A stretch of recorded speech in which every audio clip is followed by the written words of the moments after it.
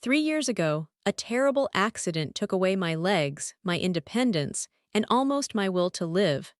But in that darkness, it brought me closer to him in ways I never expected. First, let me thank my wonderful subscribers whose support truly touches my heart. Your kindness gives me the strength to share stories that explore the complicated and raw parts of life.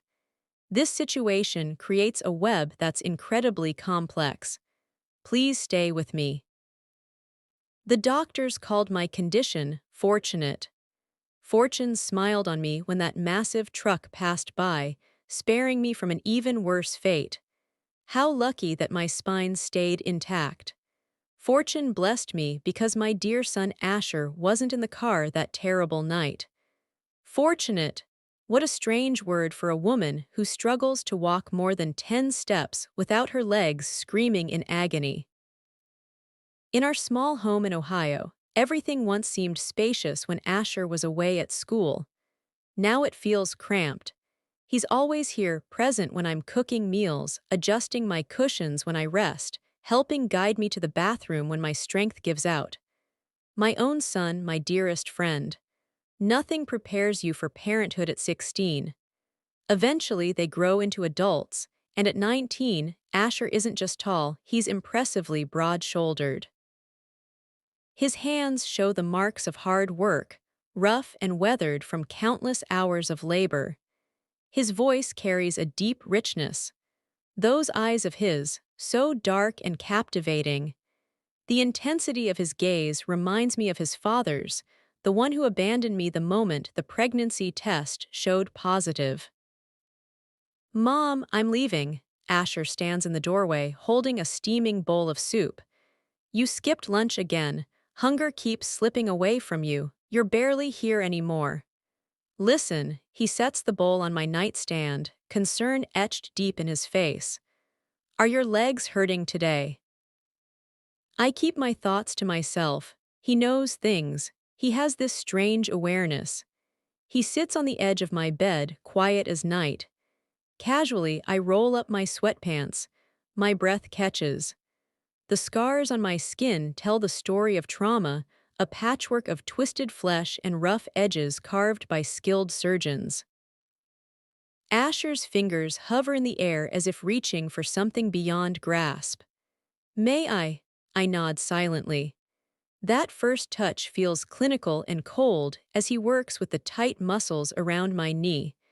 But when his thumb finds a knot near my inner thigh, I press my lips together, a small act of self-control. You seem troubled, he whispers softly. You have no idea. His hands move with purpose, just enough pressure to make my heart race, balancing on the edge of appropriateness. It's just the warmth of his skin, I remind myself. The gentle relief as the pain fades away. But when his fingertips brush the edge of my clothing, my breath gets stuck in my throat. Asher freezes too. For a brief moment, neither of us moves. He clears his throat, a sound like a whisper on the wind, and gently pulls at my pants hem, adjusting the fabric. Are you feeling better? Not really. Thank you, sweetheart. He pauses as if some longing inside him wants to reveal something deeper. Instead, he grabs the soup bowl and leaves. My eyes drift to the ceiling above, replaying those fleeting moments when his touch almost dared to cross the boundaries set by fate. For the first time in years, I experience a feeling that goes beyond simple pain. What a dangerous situation. The second time his fingers touched my skin, I knew it went beyond just treating my legs. Morning light streamed through the curtains, exceptionally bright and cheerful, while stormy thoughts clashed in my troubled mind. Sleep had abandoned me. Whenever I closed my eyes, I felt Asher's gentle hands on my body warmed by sunlight, roughened by time, and lingering in memory's grasp. I scold my own heart, telling myself it's nothing, just a son helping his mother, easing her pain. But the fire in my flesh ignites beneath his tender touch. That wasn't pain. The soft creak of Asher's door echoes through the hallway, pulling me from my thoughts. Quickly, I pull the blanket over my lap, as if he could see the storm of thoughts swirling in my mind. Footsteps on the floor, then his silhouette appears at my doorway. "You're up early," he remarks, his voice heavy with sleep. There he stood, bare-chested, while his sweatpants hung low on his hips. A tattoo wrapped around his ribs, artwork on his skin that he'd gotten the year before without telling me. I tear my eyes away from the sight before me. Sleep escaped me again, my legs are restless. "Not really." I nod in agreement. Asher releases a gentle breath as he crosses the threshold. Like the evening before, he sits beside me, lifting the blanket silently, a gesture rich with unspoken meaning. His hands rest gently on my bare calf. I flinch. "Sorry," he says softly, "my fingers are cold." But it wasn't the cold that caused my discomfort. His fingers press against my skin with measured, purposeful pressure, as if trying to memorize every outline of my body.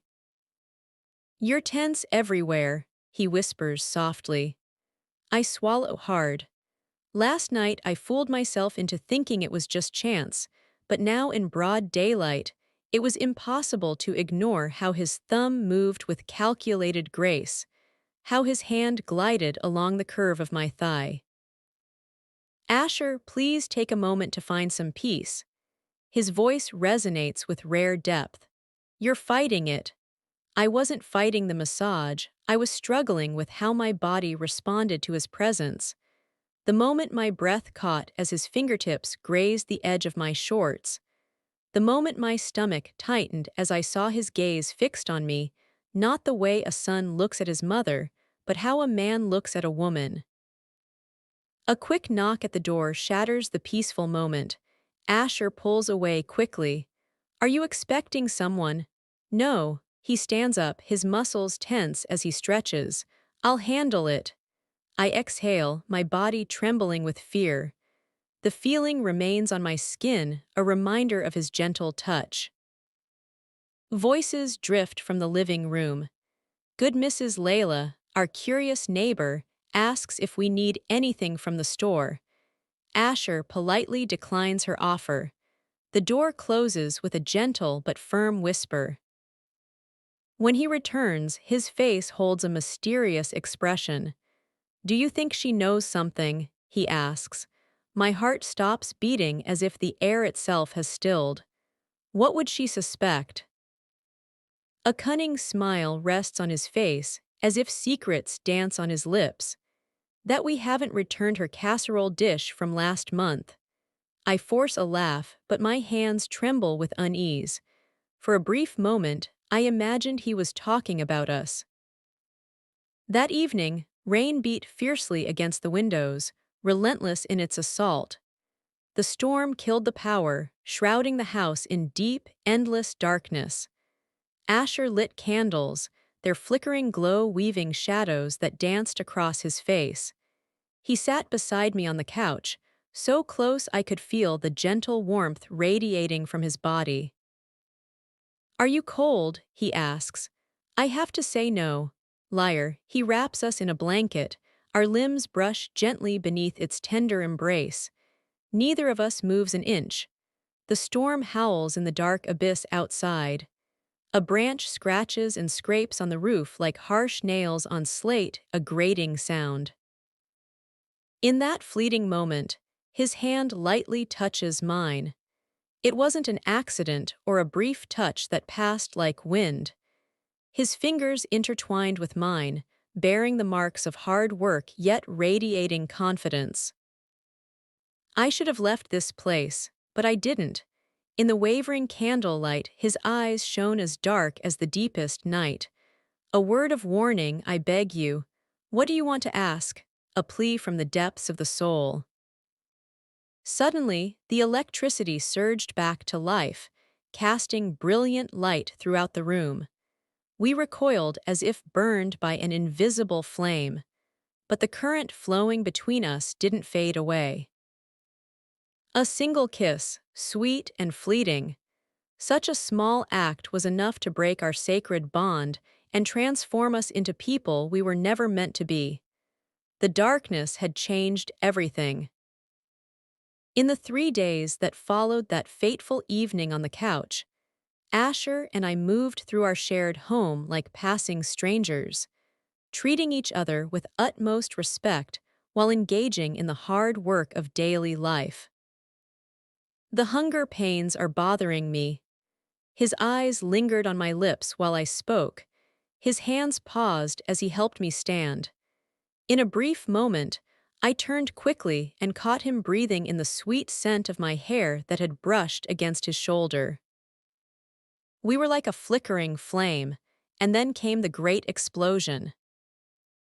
On a Tuesday, Asher returned home from work, his body steeped in the scent of labor and the summer heat.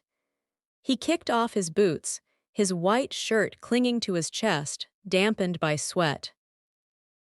"Are you okay?" he asked, his gaze lingering on my stiff form lying on the couch in weary rest. With nothing but pain inside, I summoned a fake smile. The day just dragged on endlessly. Without a sound, he came near and gently placed my legs on his lap. My breath caught as his fingers pressed against my calf. "You've been working too hard," he murmured. Says the young man who single-handedly rebuilt our porch ramp after insurance denied us help. The man who lifts me to the second floor each night, ensuring safe passage to my room. His thumb pressed on a knot near my knee, and I stifled a moan. "Stop!" His voice carried a rough, honey-like tone, heavy with emotion. "Let me take care of your needs." But this wasn't about care. This was about desire. I could see it in how his jaw tightened as my clothing rode up, and I felt the tremor in his fingertips as they moved upward with intent. As his hand lightly grazed my thigh, I grabbed his wrist firmly. We remained silent and still. His pulse throbbed beneath my fingertips, a rhythm fierce and alive. This should compel me to stop. A challenging trial indeed, an earnest, sincere plea. I should have made it known. Perhaps I should have pushed him away, sought help from a therapist, and pretended this moment never existed.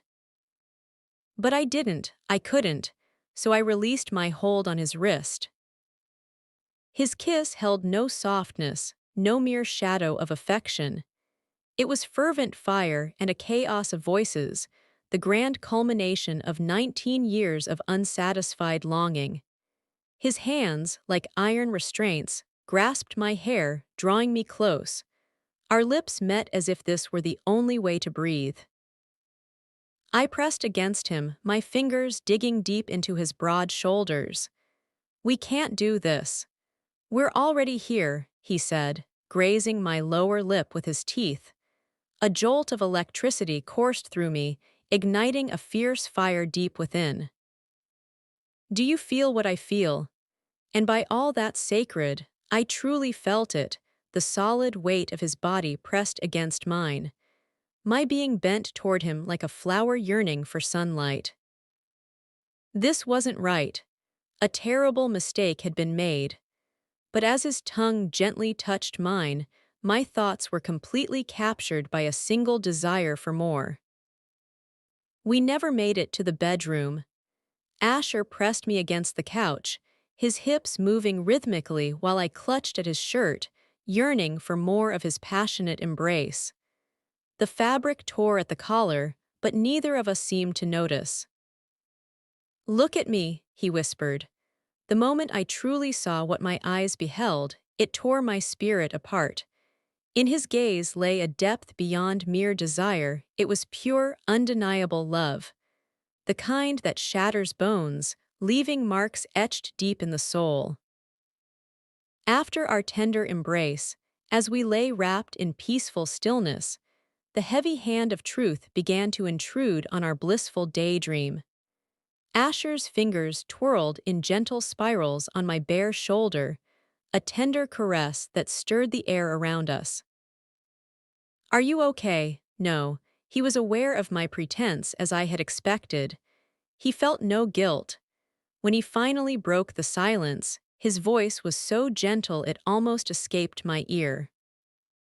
Since age 15, you've lived in my thoughts. My stomach sank with heavy weight. This meant it was no trivial chance, it was destined to happen. There are silences that echo with greater depth than spoken words. Morning broke sharp and unyielding in its bright glow. Before dawn's first light, I arose while Asher stirred from sleep. The weight of our actions pressed on my soul, tangible and oppressive. The sheets held his scent, a mixture of work sweat, wood shavings, and a spirit that was unmistakably masculine. Oh, my dear child, what have we done? Oh, divine providence. In the kitchen, he found me lost in thought, my eyes fixed blankly on the coffee maker. Hey, he whispered, his voice laden with sleepy echoes. My eyes turned away from his face. It was profound torment to see the gentleness reflected in his eyes, gentleness never meant to be. Mom, a tender touch graced my shoulder, warm and familiar like a gentle embrace. But it's not right. I recoiled. The pain that briefly crossed his face cut deeper than the sharpest sword. We moved through the hours revolving around each other like heavenly bodies in infinite space. Each time he handed me something, his fingers lightly brushed mine, a clever attempt to catch my eye. With every gentle word of thanks, the walls seemed to recede into distant realms. Please pass the salt if you would. By dinner time, the air was so thick with tension you could choke on it. It feels like I'm being punished, he finally declared, pushing his plate aside. I'm trying to protect our welfare.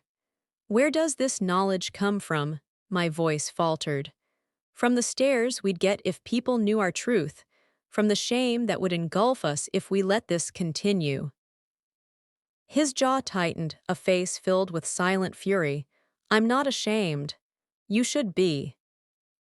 That night, I could hear his restless movements in his room, as if the walls confined his troubled spirit. The floorboards groaned under his burdened steps. Each step echoed softly against the delicate boundaries. Later, silence fell. The door gently creaked open, a soft, measured sound. The moonlight cascaded on the bed, casting silvery light on him as he stood there, bare-chested. His chest rose and fell with quick gasps. I can't pretend, he spoke with a raspy voice, not around you. My resolve has been shattered. Honestly, I couldn't either for the same reason. In hushed stillness, we were wrapped as he crossed the room with careful grace. There was no need for words.